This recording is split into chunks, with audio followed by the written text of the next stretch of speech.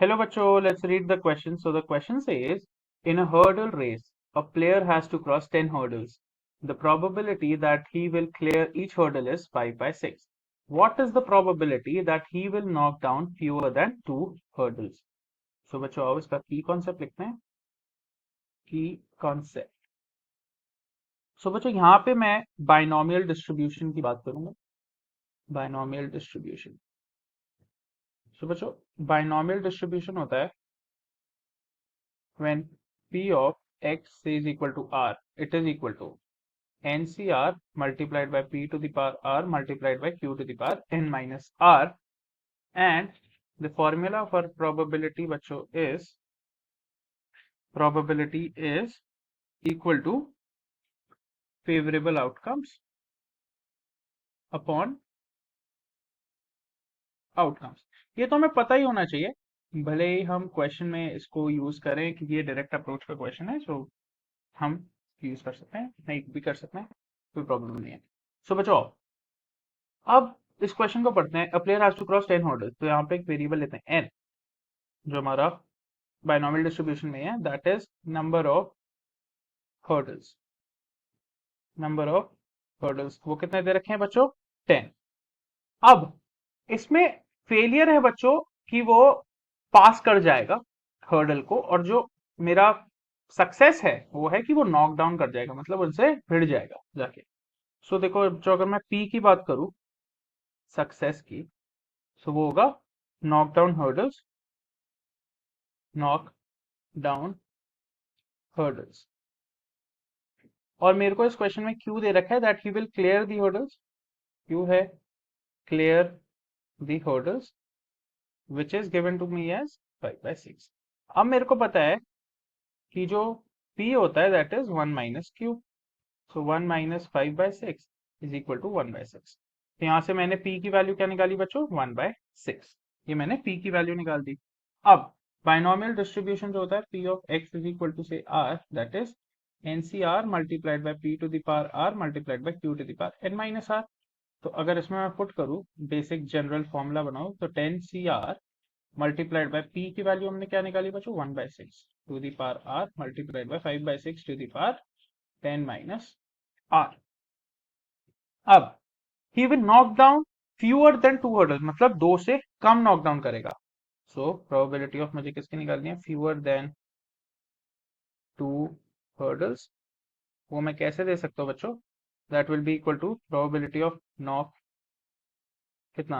0 hurdles अगर knock कर दे तो वो हो जाएगा, plus probability of knock 1 hurdle, मतलब 1 हर्डल करते हैं, मतलब 2 हर्डल्स तक ना पहुंच पाए.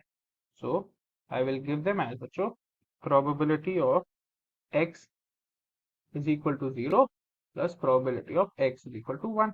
तो अब जनरल फॉर्मूला में पुट करते हैं. x इज इक्वल टू 0 क्या हो जाएगा? 10c0 multiplied by 1/6 to the power 0 multiplied by 5/6 to the power n minus r, मतलब 10 minus 0 10, plus 10c1 multiplied by 1/6 to the power 1 multiplied by 5/6 to the power 10 minus 1, that is 9.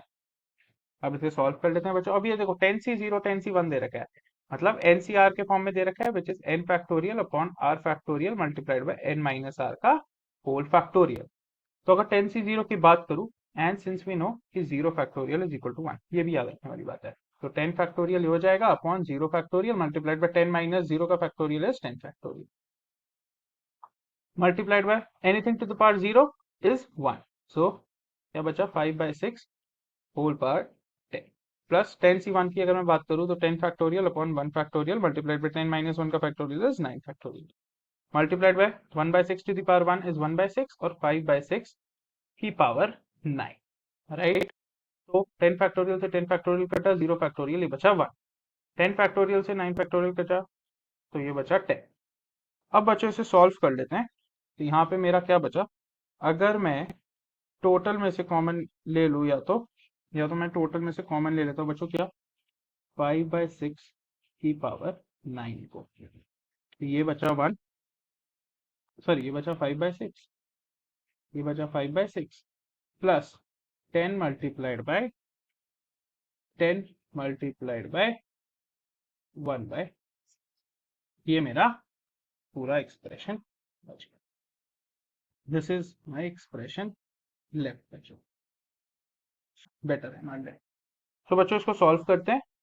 तो ये हो जाएगा मेरा कितना, 5/6 to the power 9 as it is रखो, अंदर के ब्रैकेट को सॉल्व करो, 5/6 प्लस 10/6, ये हो जाएगा बच्चों 15/6, राइट, 15/6। तो ये हो गया 5 6 6 कॉमन बेस है, 6 to the power 10 एक बेस हो गया मेरा, उसको 6 to the power 9 कर सकता हूँ क्योंकि ये मैं कैंसिल कर सकता हूँ। सो बच्चों जो मेरा आया है, ये अगर मैं इसको नेक्स्ट पेज पे ले जाके सॉल्व, मेरा आया था बच्चों 5/6 की पावर 9, 5/6 की पावर 9 मल्टीप्लाइड बाय, अब हमें मल्टीप्लाइड बाय 15/6। तो अब इसे सॉल्व कर लेते हैं कि क्या हो जाएगा। 5 की पावर 9 कितना होता है बच्चों, it is equal to 195312 upon 6 की पावर 9 होता है बच्चों 100,77696 मल्टीप्लाइड बाय 15 डिवाइडेड बाय 6 सीधा ही कर दो, दैट इज 2 पॉइंट, राइट। अब हमें पूरे को डिवाइड करना है, तो 1953125 व्हेन डिवाइडेड बाय 1007 100,77696 ये होता है 0.19, मल्टीप्लाई किया इसको 2.5 से बच्चों, मेरा आंसर आता है 0.484 approx. So the final answer is 0.484. I hope you understood it well. Best of